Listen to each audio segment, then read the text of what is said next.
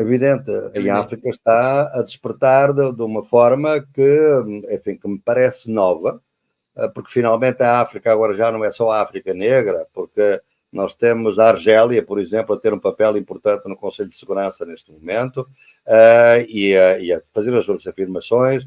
Temos o Egito a entrar para os BRICS, portanto, toda a África do Norte, agora, apesar da destruição da Líbia, está a tomar também as suas posições. O Sahel, a meio da África, que eram as grandes colónias francesas, todo em revolta contra o neocolonialismo francês e, portanto, contra a presença francesa. E, obviamente, para Sul, nós temos agora processos de destabilização, processos complicados, que estão a ocorrer, também podem vir a ocorrer em Moçambique. Até agora as coisas estão sob controle, embora já uma zona, realmente a zona norte de Cabo Delgado, que tem estado sobre uma situação praticamente de guerra, de guerrilha e de muita luta, muita violência política, que tem estado confinada à zona norte, mas que por vezes já vai descendo também para baixo, para meio do país, mas é a África do Sul. Eu já lhe disse penso que conversámos aqui numa coisa anterior, eu vejo sempre tentar sempre ver as coordenadas globais, porque tudo o que acontece no mundo, obviamente, tem raízes locais muito importantes, raízes nacionais, nunca podemos dizer que elas não são, mas também tem fatores de facilitação ou de impedimento globais.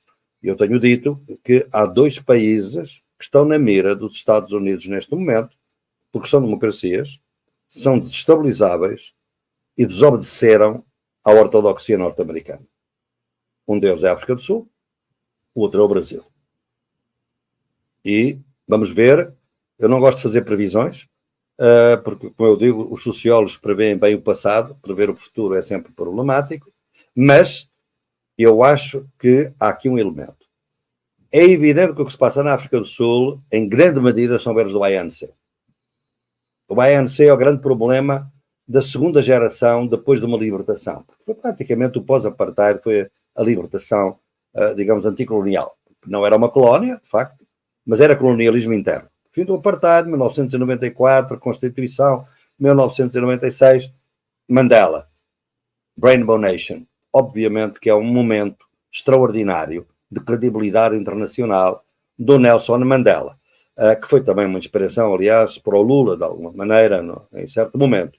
Portanto, isso foi o grande momento das libertações, como Samora Machel foi em Moçambique também, grandes líderes, realmente, não é? A segunda geração é uma segunda geração que vai apanhar o impacto do neoliberalismo e que vão ser sujeitos à ortodoxia do Fundo Monetário Internacional, que vão abandonar as bandeiras socialistas, que vão abandonar as políticas públicas em função da dívida, etc. Toda aquela lógica internacional fez pressão sobre eles.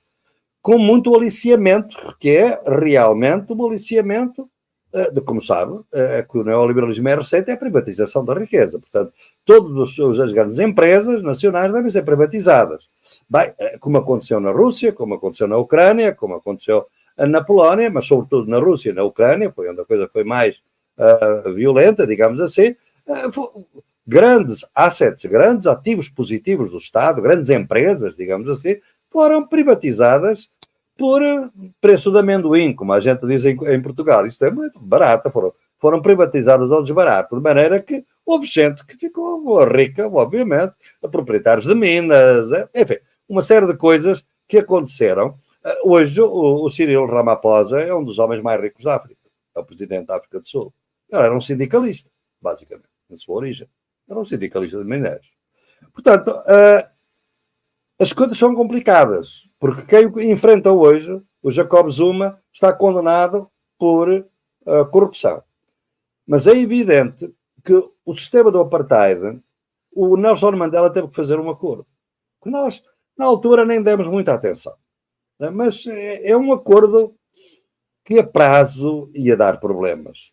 É que realmente a economia ficou na mão dos brancos, a terra ficou na posse dos brancos e, portanto, o Estado o que vai fazer são políticas sociais de sustentação, de subvenções, de subsídios para as famílias negras mais pobres, que obviamente vão viver numa situação de grande dependência desses subsídios, mas não há realmente uma revitalização, digamos, da economia que dê um empoderamento, uma grande força a uma classe negra. Embora exista hoje uma burguesia negra também na África do Sul, ela nunca pôde competir com a burguesia branca, que realmente conseguiu controlar os negócios. É evidente que quando o Mandela fez isto, ele fez isto porque o ameaçaram na altura.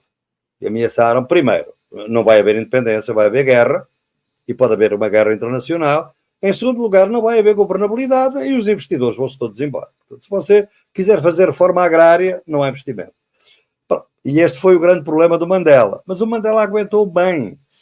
Agora não se aguenta. Portanto, e agora, quando só se me permite, só para concluir, qual é o grande problema na África do Sul? É um problema difícil mesmo de analisar. É que há duas maiorias possíveis. Uma maioria do ANC, com o novo partido do Jacob Zuma, e com os Freedom Fighters do Malema, que, apesar de derrotados, hoje têm 8%, 7%, tinham mais no passado, eles acabam por constituir uma maioria negra. Mas ninguém, neste momento, ou seja, os setores de poder na África do Sul, que querem é uma aliança do ANC com o DA, que é a Democratic Alliance, são os brancos. Os brancos eram um partido que era contra o apartheid, um partido de brancos, liberal, que queria uma transição não racista, obviamente, são praticamente todos brancos, embora haja hoje também lideranças negras, mas que era ala liberal, digamos assim, e de alguma maneira tinha alguma resistência contra o apartheid, alguma credibilidade nisso. Mas é evidente que é o partido dos brancos, dos grandes investimentos financeiros, económicos da África do Sul. O que é que eles querem? Querem uma aliança. E essa aliança é uma aliança que vai mais ou menos na seguinte linha.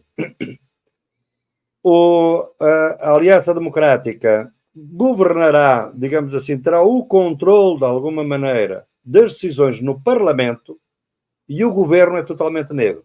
Isto é, o governo é a ANC, porque se acha que pode ser difícil para os africanos, para os sul-africanos eles aceitarem agora ministros, enfim, 20 anos depois do fim do apartheid, já estão outra vez no poder. No fundo é isto, não é? Eles nunca saíram do poder económico, não é? Saíram foi do poder político. E agora estão a regressar ao poder político. Portanto, uma ideia é que eles fiquem com um poder de controle, digamos assim, dentro do Congresso da África do Sul, mas será o acordo, facilitar a possibilidade de o ANC governar em minoria, com o apoio deles. Portanto, no fundo, são brancos a controlar um governo de negros, de pretos, como eles dizem, na África do Sul. Basicamente é isto.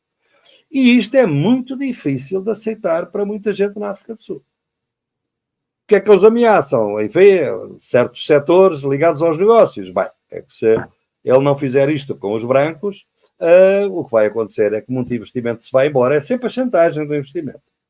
Das agências internacionais, das embaixadas europeias, das embaixadas dos Estados Unidos. Bem, está por aí.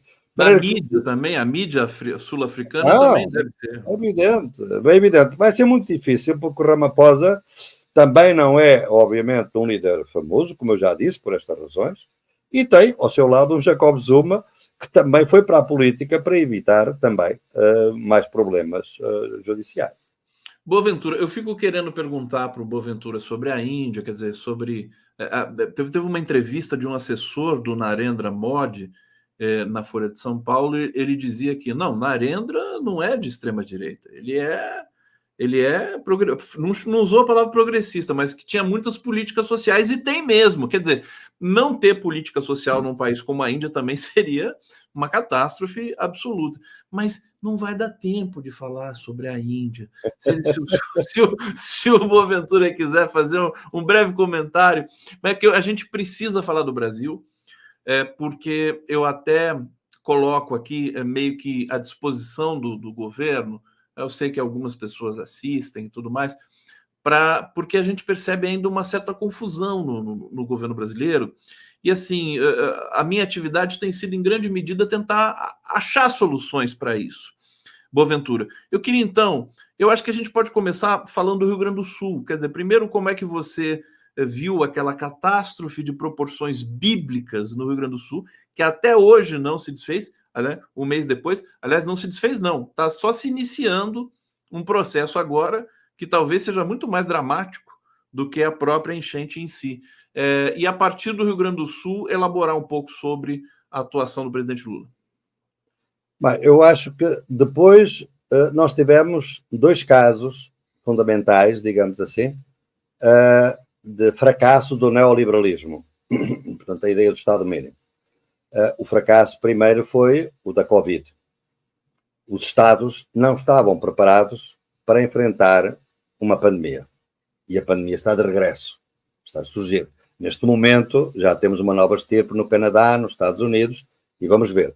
Eu escrevi um livro sobre isso, como sabe, sobre a pandemia e a utopia, e é que digo que vamos entrar num período de pandemias intermitentes. Vai voltar, sob outra forma, porque realmente a dinâmica é essa. Foi um grande fracasso. Nessa altura pensava-se que depois da Covid, o que nós íamos ter era um Estado forte.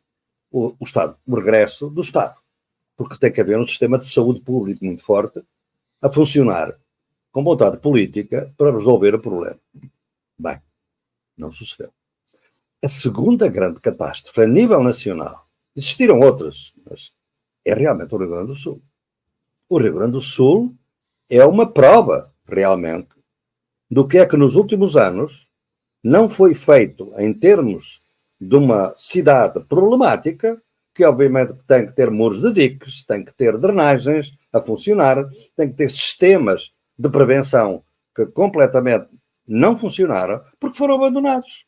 Os serviços de proteção civil, praticamente, o Estado mínimo nos últimos anos, praticamente na última década, nós podemos dizer, foi reduzir ao mínimo, como um Estado deve estar preparado para uma ocorrência catastrófica, são chamados acontecimentos meteorológicos extremos, que vão suceder-se cada vez mais, é o Rio Grande do Sul, amanhã pode ser outro. Ora bem, a primeira grande coisa, efetivamente, é como é que o Estado não está preparado, de maneira nenhuma, abandona as posições porque de defender a população. Por todo o sistema que existia, e que eu conheci de alguma maneira, de prevenção dos diques, sobretudo dos diques e dos sistemas de drenagem, do bombeamento das drenagens, que eram eficazes e que estavam os arroios, todos os sistemas de controle que tinham que ser vigiados e mantidos. Pois bem, o pessoal foi despedido, alguns serviços foram extintos, isso foi está denunciado, obviamente, e portanto a população ficou à mercê do tempo e da meteorologia. E depois o governo não foi capaz, obviamente, de fazer isso, as culpas são complexas, é evidente, mas para mim, fundamentalmente, é outra grande demonstração do fracasso de um Estado neoliberal. Um Estado de matriz neoliberal. E que agora pede realmente a intervenção do Estado Federal e que, inclusivamente, como sabe, foi tão grave que as fake news que foram lançadas nesta altura, que é uma coisa criminosa, para mostrar que o Estado Federal tinha abandonado o Rio Grande do Sul. Não, foi o Estado do Rio Grande do Sul que abandonou o Rio Grande do Sul, digamos assim, à sua sorte. Portanto, a minha leitura é que realmente é mais um caso que mostra realmente que para o mundo em que nós vivemos, nós precisamos de Estados socialmente fortes, não é repressivamente fortes, com o aumento dos orçamentos da defesa. É o orçamento das políticas de saúde, é o orçamento das políticas de educação, das políticas sociais, para que a democracia tenha algum significado. E, portanto, mostra isso bem. E agora vamos ver. A segunda prova do Rio Grande do Sul é como vai ser a reconstrução. A reconstrução que vai levar anos vai repetir os erros? Vai tornar a cidade ainda mais elitista? Ou vai, ao contrário, fazer uma revolução que devia fazer na cidade? Já tem resistências, né, até nesse sentido, né, as elites gaúchas não querendo ceder nenhum tipo de espaço, seja ele de receita, para a população mais pobre do Rio Grande do Sul. É. E ideias existem. Eu tenho um documento já notável do Tarso Genro sobre um planeamento, ou planejamento, como vocês dizem no Brasil, para uma reconstrução que torne a cidade mais equitativa, e o Tarso, que foi, durante 2 mandatos, prefeito de Porto Alegre, conhece muito bem a situação. Agora, o problema é de saber se há vontade política para que isso venha a ocorrer. Pode ser uma cidade ainda mais desigual do que era na reconstrução. Eu estou a lembrar um caso famoso, que foi depois da catástrofe no Haiti. O que é que aconteceu? Quer dizer, as populações ainda foram atiradas, as populações que viviam mais próximo da cidade foram atiradas ainda para mais longe. Ou seja, exatamente, para mais longe. Portanto, o Haiti é um bom exemplo, sobretudo na capital, de Port-au-Prince, como é que foi feita a reconstrução para turista ver, para tornar um centro atrativo para turista, para investimento, etc., e as populações cada vez mais a dezenas, centenas de quilómetros da cidade. Essa é a grande opção que o Rio Grande do Sul vai enfrentar, no caso de Porto Alegre e também no caso de outras cidades que foram vítimas desta catástrofe.